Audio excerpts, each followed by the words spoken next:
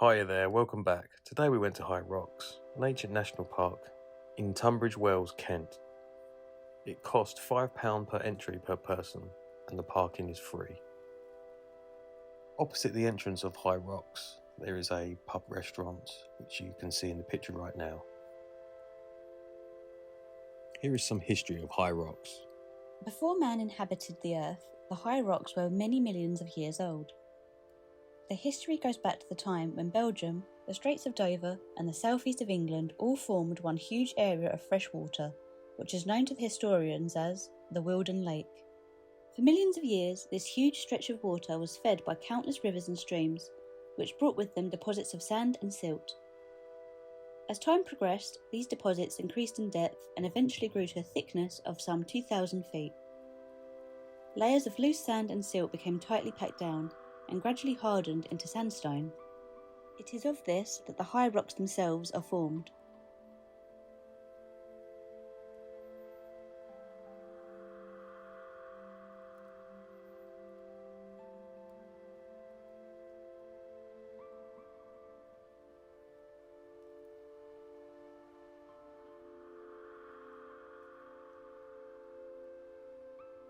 From 6 million BC to around 8000 BC, the whole area known as the Weald of Kent, of which High Rocks is a part, was covered in a huge sheet of ice.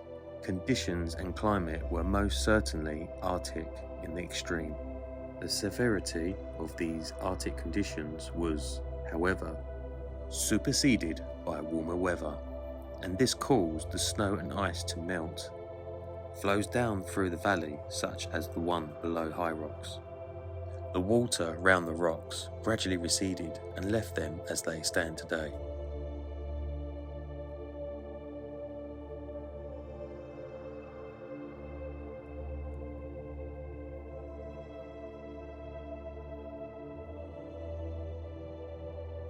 During the 2nd century BC, people of the Second Iron Age, or the Wilden people as they are called, built a fort in the area of the rocks.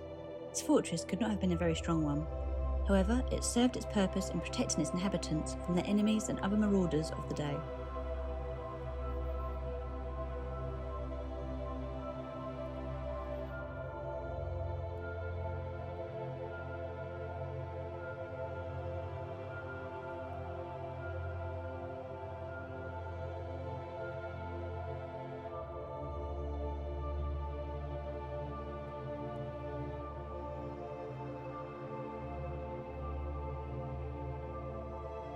During the 1st century AD, against the invasions of the Romans under the Emperor Claudius, early Britons once used the rocks as a fortification.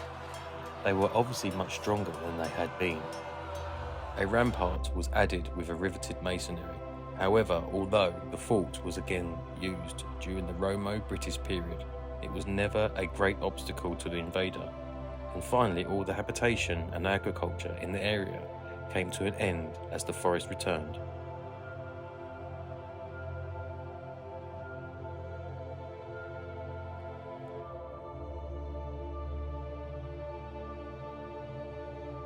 The natural processes of evolution have produced some beautiful flora and fauna in the High Rocks. Not least of these are the variety of mosses which grow in abundance. The ancient oak, tall pines and beech trees which grow out of the rocks, clinging as they do with tenacity and with little soil, are themselves worthy of note.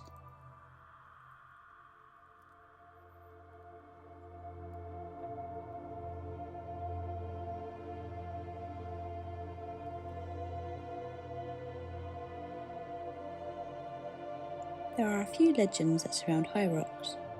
One, that has been repeated over the century, tells how the devil, in the guise of an attractive youth, persuaded a local beauty to keep a tryst at the rocks. He trapped her hand in the roots of an old oak and refused to release it until she submitted to his desires. Unknown to him, the girl had hidden in her hand 3 drops of crystal clear water, which entitled her to the fulfillment of a single wish. Unfortunately for the girl, as she was about to make her wish, presumably to be set free, she caught the eye of the handsome youth and submitted to the devil's design. For punishment, she was turned into a block of stone, which remains forever imprisoned in the roots of the devil's oak. An inscription on the wishing rock reads, "Pause ere you wish, from idle wish refrain, for what you wished, not wish you wished, you gain."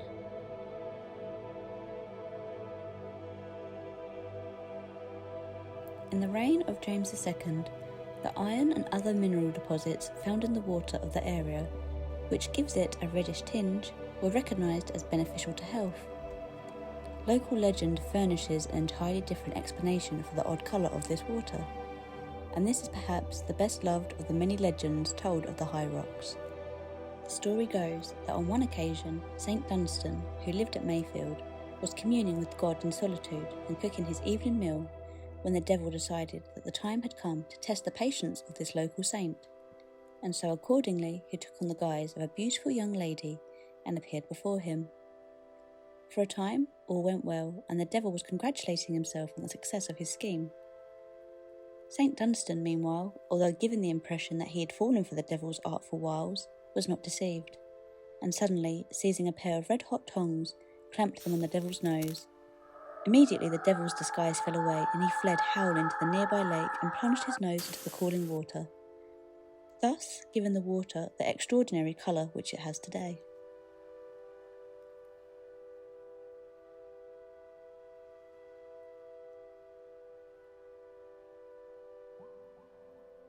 The commemoration wall bears the names of high rocks climbers who have achieved international fame.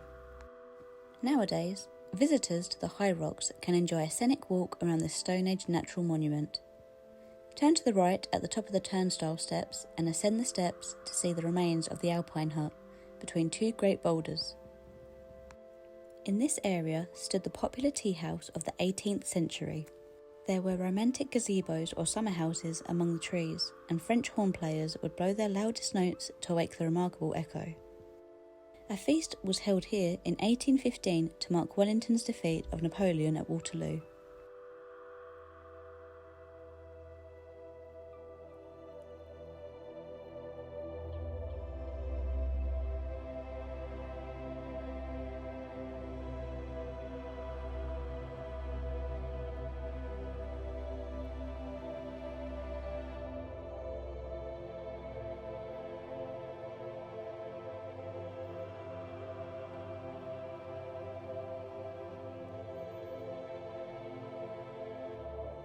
A little path across a small clearing leads to the stairway to Little Rocks.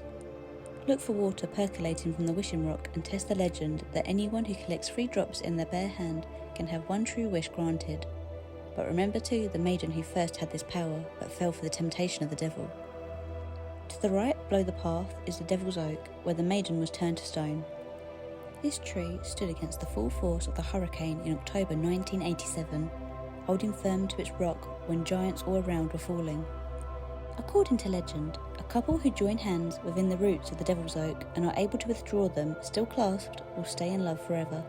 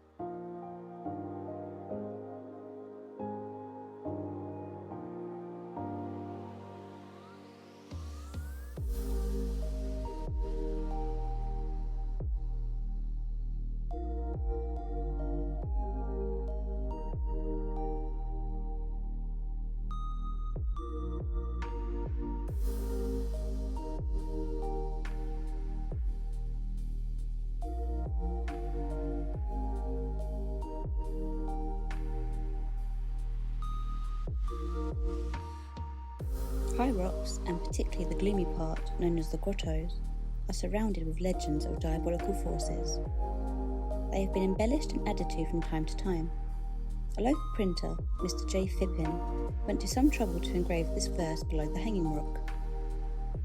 Infidel, who with thy infinite wisdom would grasp things infinite, and dost become a scoffer of God's holiest mysteries. Behold this rock, and tremble and rejoice. Tremble, for he who formed the mighty mass could in this justice crush thee where thou art.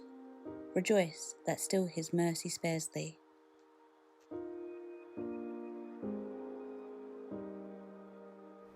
The path winds gently up to the first bridge of the aerial way. Note the toad. This rock, sculptured by wind and weather, was not noticed until 1957. Just behind the rocks which guard the meadow, you will find the famous Wishing Rock. Over the two bridges spanning the Fairy Glen into the Iron Age fortress, the great rocks provided natural defences on one side and earth ramparts with ditches protected by rows of sharpened stakes secured the other three sides. The area has been excavated and recorded, but covered again to preserve a valuable site from erosion by weather. Down into a gully and up a short stairway to the high rocks themselves. The crooked bridge from Observation Point crosses one of the ancient fortress's natural openings. Standing on the lowest step, the first of the 4 Stone Age shelters excavated is immediately to the left. Hunting parties would have hung skins on the overhanging rocks to make a rough shelter. Excavation has revealed holes used for roof support, poles, arrowheads, spear barbs and pottery. Some of the finds are on show in the Tunbridge Wells Museum.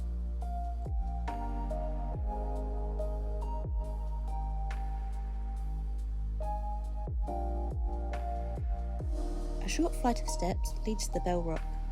The claim that its sound, when well struck, could be heard in Tunbridge Wells has never been demonstrated.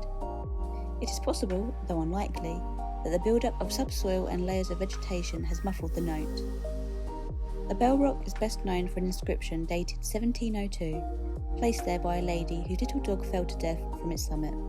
It says, "This scratch I make, that you may know, on this rock lies ye beauteous bow. Reader, this rock is ye bow's bell. Strike with thy stick and ring his knell." So, the beauteous bow is remembered across the centuries. The hundreds of thousands of other names and initials of visitors carved on every available face of high rocks have merged and weathered over the centuries into unrecognisable hieroglyphics to become part of the mystery and charm of this romantic place.